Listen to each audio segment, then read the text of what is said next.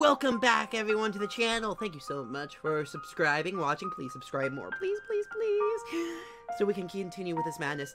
We are now looking into the sheriff's own home. Yep, Sheriff Davis's house. The famous man's home. I'm excited. I have a feeling we've been getting a lot. Yes, the famous man's home. I'm excited. I have the feeling we'll get a much better idea of what's going on when we find his case files. Objective, learn as much as you can. Okay, I will. Go on the side of the table. Pretty intense. Do you see lots of violence around here, Deputy? No, not really. Pretty peaceful town. These incidences are the first serious thing to hit the town since the tornado 2 years ago. Tornado? Yep. It was a pretty bad one. Some local businesses had to leave. Actually, the U.S. Army was looking to buy some land here before the tornado hit. Did they end up buying? Nah, the tornado deteriorated them pretty bad. Pretty fast. Oh. Well, also a lot of that land was in contention. Apparently the family that bought it was going through some legal problems. Legal problems? Yeah. Too many yeahs. Yeah, apparently years back, they bought it off of that Cherokee tribe I told you about earlier. Apparently, they swindled them and gave them a rotten deal for it. U.S. Army didn't want to get involved and lost their interest in land. So much reading. Full Fridge, if he was planning to disappear, he would have emptied this out first. Anything in the stove? Nope, nope, nothing in the stove. Nothing in the stove.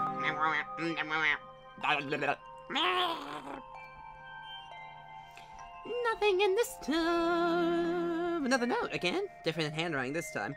What does it say? If you want to know the truth, John 6:34. That's from the Bible. Let's see if we can find one. Well, the sheriff was a religious man, so I'm sure there might be a Bible around here somewhere. This guy was a hacker or something. He has so many computers. Let's see. When I open a file, all that comes up is nonsense for text. Must be encrypted. Can you still copy the files into the flash drive? Yeah, it doesn't stop me from doing that. Very interesting. The man knows how to encrypt files, and yet chooses not to look at them in this computer. Are you implying that he did that on purpose? Most likely. He didn't put up a password for the computer itself, as if he knew someone else would do it. That's odd. Copy the file anyway. We could probably find the keyword that deciphers the code later on.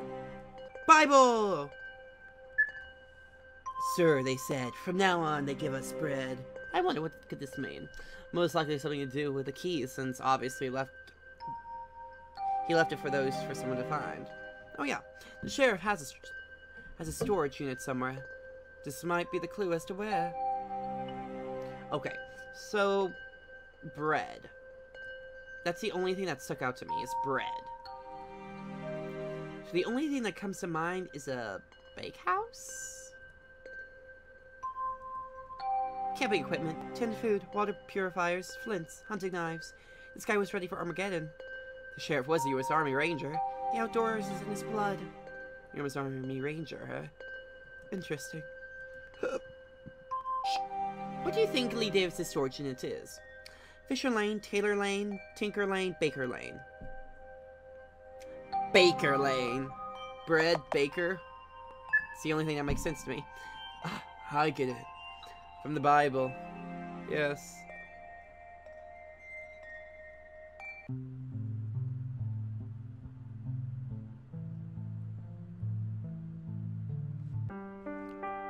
I don't know why they didn't smash into the house. This is it. He even labeled it for us. What's inside? Bios and all the victims and some old cassettes? Sheriff Davis used to walk around with his voice recorder so he could record any ideas he had. We should give it a listen. Do you have a tape player in your car? Nah, man.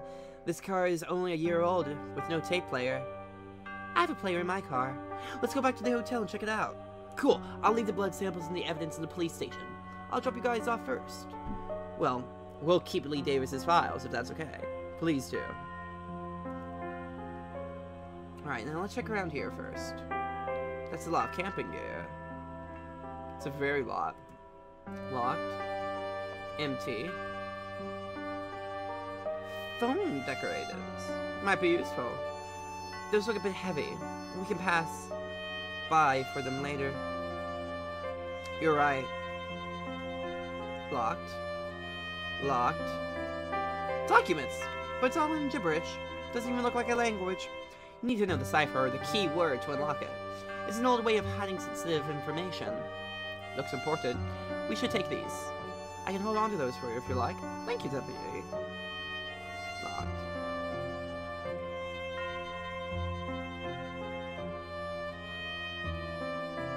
If you're reading this, chances are you're looking for something. You're right, I am looking for something. I'm looking for you. Empty, all empty.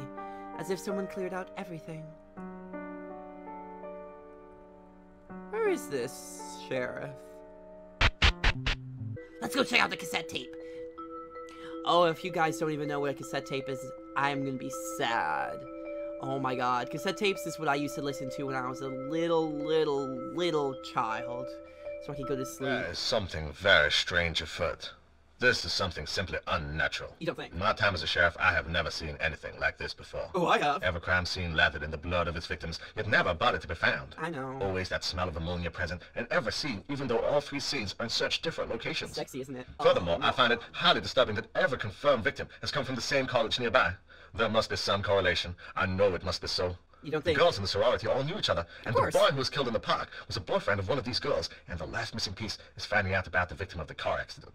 Now, I have checked the vehicle's registration, and apparently the car was reported stolen in Durham a few days ago. Well, there we go. The owner is alive and well and seems unaffected by these problems, yet obviously distraught at the fate of his vehicle. I would imagine so. must find out the identity of the driver.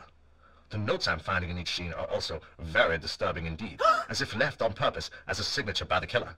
I am led to believe that the answer lies in finding the correlation between all the victims and seeing who would have a motivation to eliminate all of them. I'm not safe. Of course For I'm the not. past few days, I have felt a presence around. Someone watching. Someone or something. I do not know if it is human. When you are in a small town like this one, it is not hard to detect when something irregular has happened. If you are listening to this, I am assuming you're also a member of the police force, and I ask you to please see that justice be done. These youngsters had promising lives in front of them, and now their families are telling me they have disappeared. My heart tells me they are no longer in this world. You don't The think? brutality of the attacks makes me think that perhaps it may have been an animal, or even supernatural. But the lack of evidence makes me think that perhaps it was from someone or something intelligent and experienced. Like I leave behind my notes for you in case something happens to me. Farewell. Where's the music? There's no music. There's no music, guys. I blame you all. I blame all of you commenters. I blame you all. There's no music! Ah! Oh, okay. No jump scare. So what do you think? It's easy to assume that the three cases are all related, after all. This small town hasn't seen anything major in years. Yes, but one could plausibly claim that the attack in National Park was a wolf attack.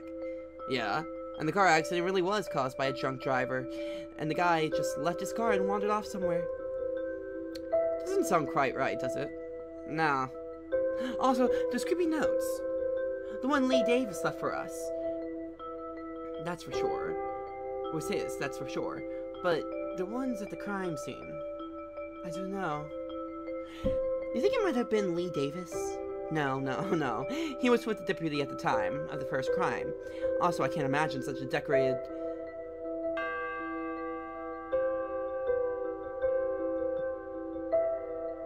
officer suddenly going on a murder spree.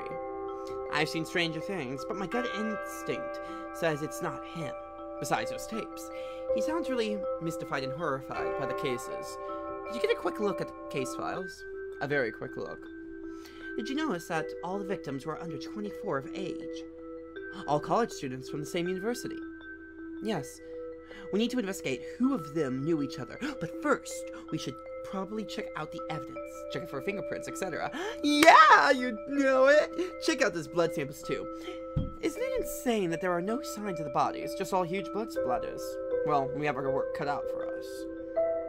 As long as that amateur deputy stores all the evidence well, we should be able to crack this. You were pretty rough on him earlier. Come on.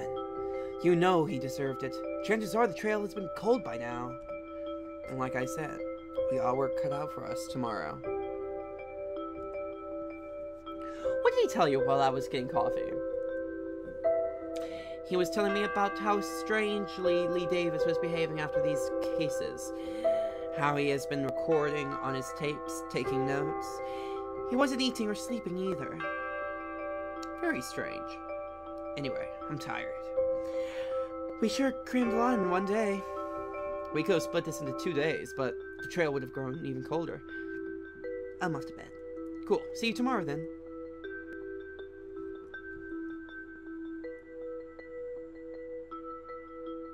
And that is where I'm going to leave us off for this episode, so we can continue on to day 3. Thank you so much for watching. Please favorite, comment, and subscribe, and to all this crazy madness. And I'll see you all in the next amazing video. I love you!